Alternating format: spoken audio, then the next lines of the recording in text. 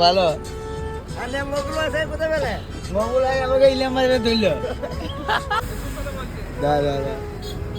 বন্ধু দেখো কি হয়েছে গাড়ি। নারকেল বেগমের এরকম অবস্থা হবে আমি কখনোই ভাবতে পারি নাই। তোমরা দেখো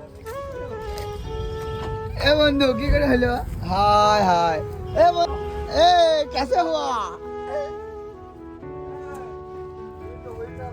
তো বন্ধুরা আমি যাচ্ছিলাম বাড়ি মকবুল ভাইয়ের সাথে।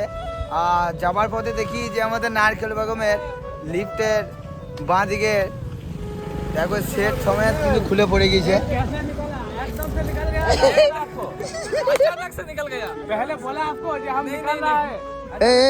ওটা তুলে নেবে ওটা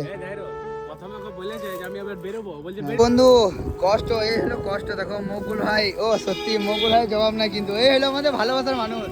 তো গাইস এটা কিন্তু ফানির মতো একটা কিন্তু উনি বললেই চলে না। মানে বিষয়টা হচ্ছে যে এই যে একটা ধরো ছোটখাটো একটা দুর্ঘটনা তো এর মধ্যে কিন্তু হয়েছে। যা হোক উপরওয়ালা রেখেছে যে কাউরি কিছু হয়নি, জাস্ট এটা খুলে পড়ে গেছে বাইরে ফাঁকার মধ্যে কিন্তু পড়েছে। আর আমাদের এই যে ভালোবাসার মানুষটা কন্টিনিউ কিন্তু মেহনত করেই যাচ্ছে নারকেল বেগমের গাড়িটা। চলে এলাম আমাদের ঢোলটিপুরি বাস স্ট্যান্ড।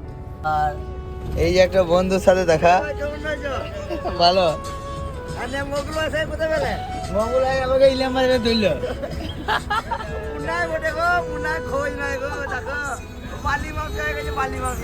বেশ চলো। তো বন্ধুরা আমরা চলে এসেছি আর আমার এই গ্রাম ঢুকছি। আর মকবুল ভাইকে অশেষ ধন্যবাদ যে আমাকে আনার জন্য, ভালোবাসা আর কিছু নয় কি ভাই।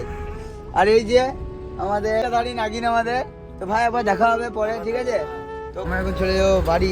আর মকবুল ভাইয়ের সাথে যাওয়ার সময় দেখা করলি ভাই যাও তাহলে আবার পরে দেখা হবে, ঠিক আছে? যাও।